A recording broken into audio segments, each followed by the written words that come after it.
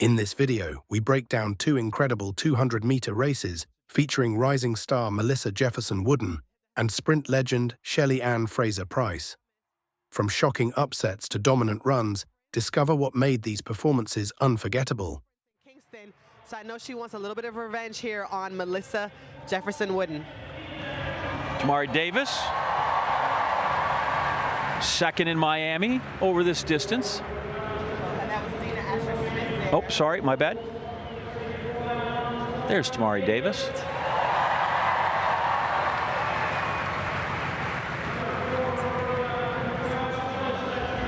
Jaden Mays there. Another one of those fast Oregon Ducks from the Olympic trials in 2024 in this event. Made it through to the finals. Thelma Davies. She'll get a hometown welcome.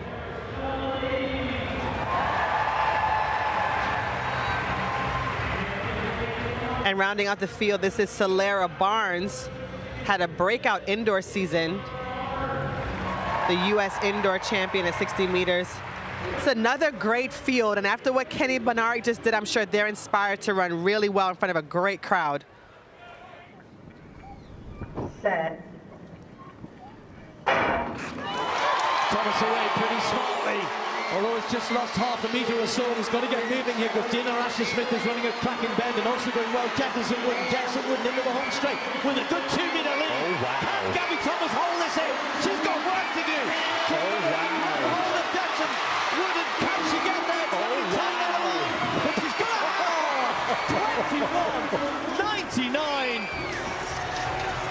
21.99. Well. Oh, wow. She doesn't even want to look at Gabby's own to go, sorry. Sorry. Look at Gabby's face. Oh. You gotta remember, Melissa is actually the first leg on the relay team. She's a turn runner. This is a turn favorite track. This is, like you said, it's a different 200 meters here. Wide turn. You only, once you straighten up in the home straight, you've only got about 75 meters left. Yes. And I know that's what Melissa was thinking when she got on that straightaway. This straightaway short, I'm winning. I don't got to hold on for that much longer this time. And she held on. So that's not only a personal best, again, another record for this track in the stadium. Wow. In the rain.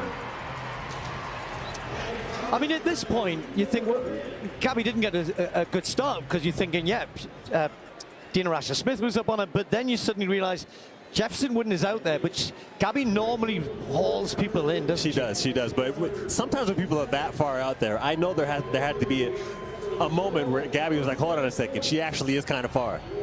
There might have been a bit of panic getting into the straightaway because there was a lot of ground to make up. And you can see on Melissa's face, she knows that Gabby's going to be coming, but she has to hold on, and she did hold on and had the strength to be able to maintain in this 200. A huge win over the Olympic champion in the 200 meters.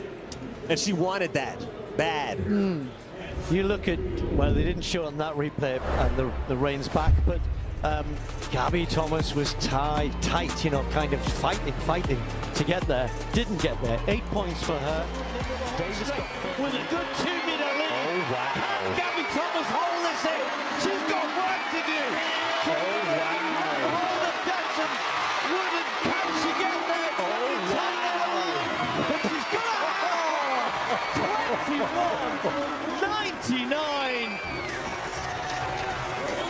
Well. Oh, wow. She doesn't even want to look at Gabby's own to go, sorry. Sorry. Look at Gabby's face. Oh. You gotta remember, Melissa is actually the first leg on the relay. Some fun at these World Championships as share, and every single day she has a different color, and I think this is just so impactful for young girls who see themselves in Shelly-Ann when they see her out here fully being herself and embracing her passions on and off the track. So undisputed, you got to hear this, undisputed greatest of all time in the 100. She won her 5th 100-meter title, the only woman to win 5 world titles in the same individual event. Just absolutely incredible.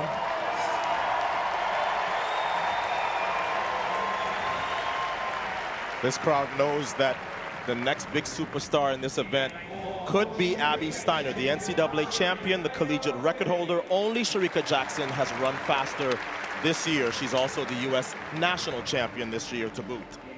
Okay, so you'll often hear Addo talk about UCLA. You'll hear Sonia talk about Texas or Baylor. Have a look at Kudos to the coaches of that school and how well their athletes have not just run collegiately, but continued to run.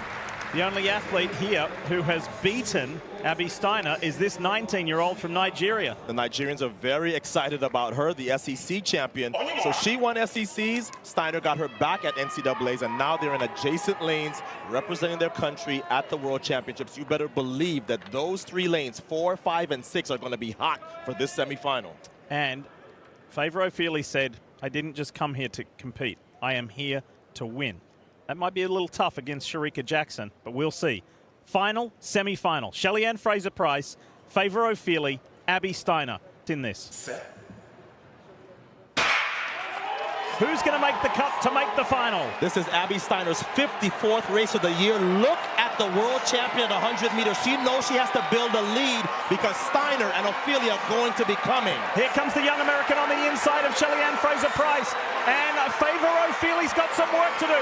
Only the top 2 go through. Shelly-Ann Fraser-Pryce have left them behind. She wins in 21.83. Abby Steiner will go through on the automatic qualifier. And Favour O'Feely in 3rd. We'll have to look at the time.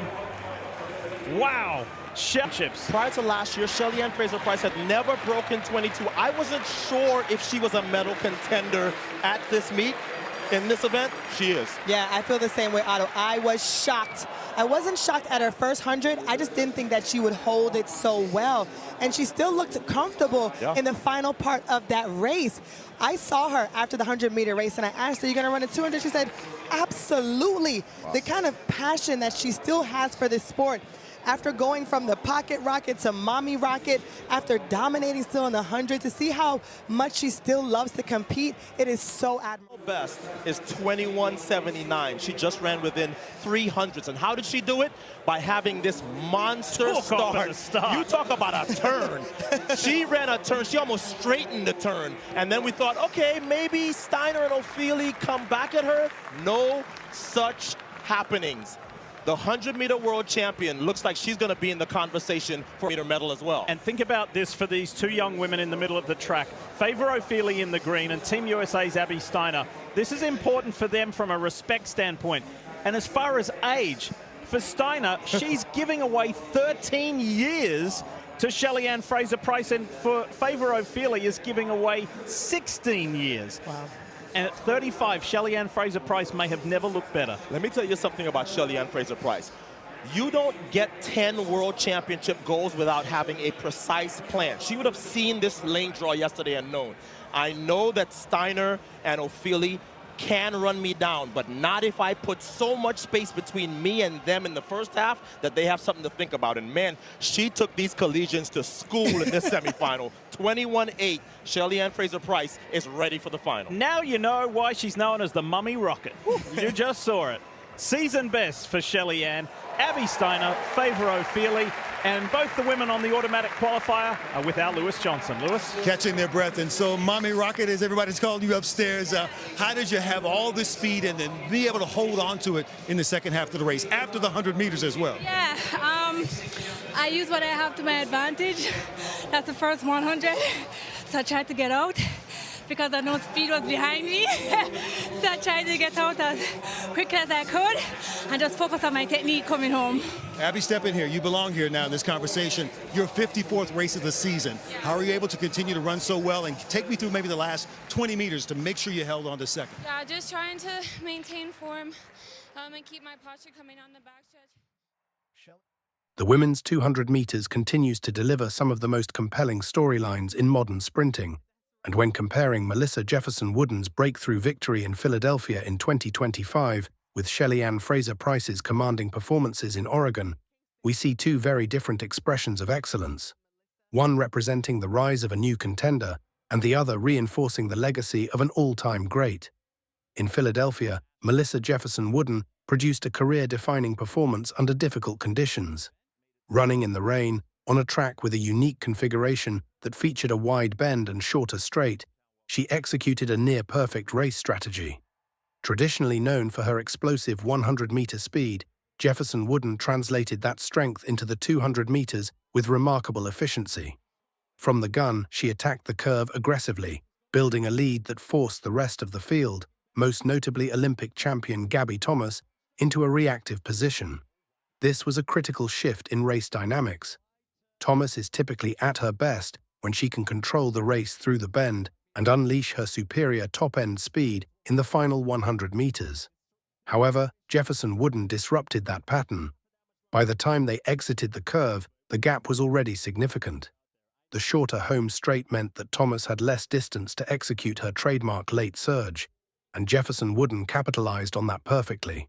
Crossing the line in 21.99 seconds, she not only secured victory but also set a new track record, signaling her arrival as a serious force in global sprinting. In contrast, Shelly-Ann Fraser-Pryce's performances in Oregon reflect a completely different kind of dominance, one built on years of experience, technical mastery, and unmatched consistency. At 35 years old, Fraser-Pryce continues to defy expectations, competing at the highest level against a new generation of sprinters. Her approach to the 200 meters, particularly in the semi-finals against athletes like Abby Steiner and Favor Ofili, was a textbook example of controlled aggression.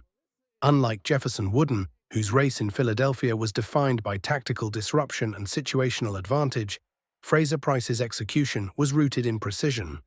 Her start was explosive, as expected, but what stood out was her ability to maintain form and relaxation through the transition phase. By the midpoint of the race, she had already established a decisive lead. Her season-best time of 21.82 seconds was not just fast, it was efficient, achieved without visible strain, and with complete command over each phase of the race. The comparison between these two performances highlights a broader narrative within women's sprinting. Jefferson-Wooden represents the new wave, athletes who are redefining their capabilities and challenging established hierarchies. Her victory over Gabby Thomas was not just about time or position, it was about shifting expectations. She demonstrated that with the right strategy and execution, even the most consistent performers can be vulnerable. Fraser-Pryce, on the other hand, embodies sustained greatness. Her ability to remain competitive across both the 100 and 200 meters, despite the physical demands of the sport and the passage of time, underscores her exceptional discipline and adaptability. While younger athletes may rely on peak physical condition, Fraser-Pryce combines experience with efficiency, minimizing wasted energy and maximizing output. Another key difference lies in how each race unfolded psychologically. In Philadelphia, the pressure shifted mid-race. Thomas, usually the hunter, became the chaser, a role that disrupted her rhythm. In Oregon, however, Fraser-Pryce imposed her authority from the very beginning, leaving no room for doubt or hesitation among her competitors. Ultimately, these two performances illustrate the evolving landscape of the women's 200 meters. On one side, a rising star leveraging speed and strategy to claim a breakthrough victory. On the other, a legend reaffirming her dominance through precision and experience. Together, they capture the essence of the event, where power meets technique and where every race can redefine the balance between emerging talent and established greatness.